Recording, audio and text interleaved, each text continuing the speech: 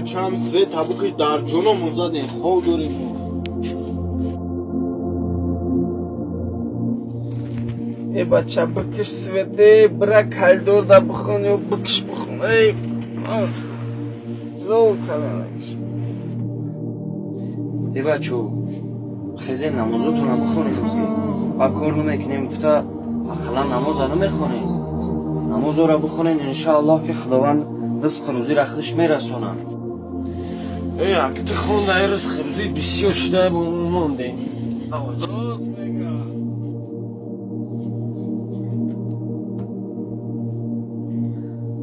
الله اکبر الله اکبر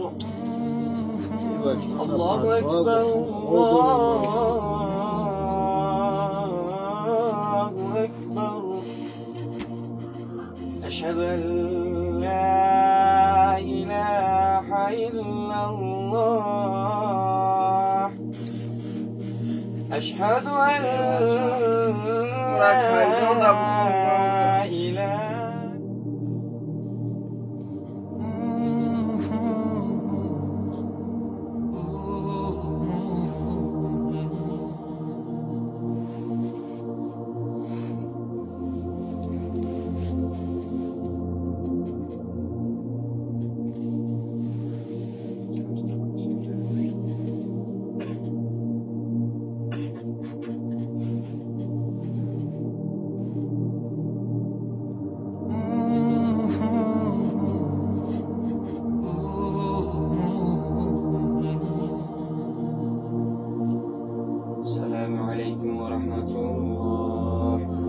السلام عليكم ورحمة الله.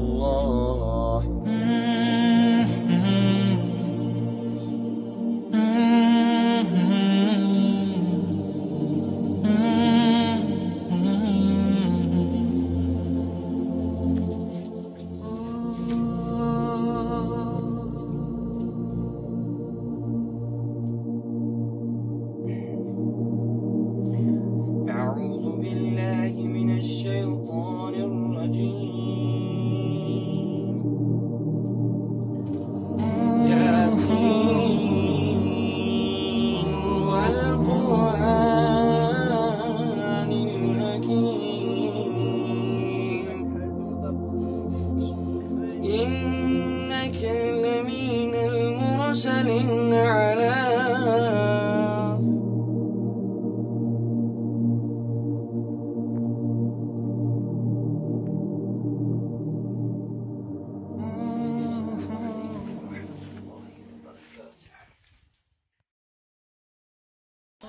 برادر و خواهرم اینجا را توجه داشته باش. مشکل داره به خاطر اینکه من و تو از جانب الله سبحانه و تعالی خطی نداریم.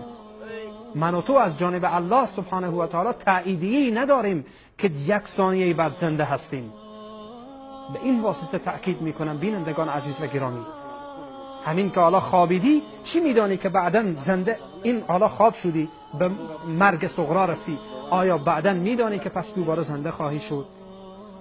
دوباره به دنیا برخواهی گشت؟ دوباره تو آیا این امید را داری؟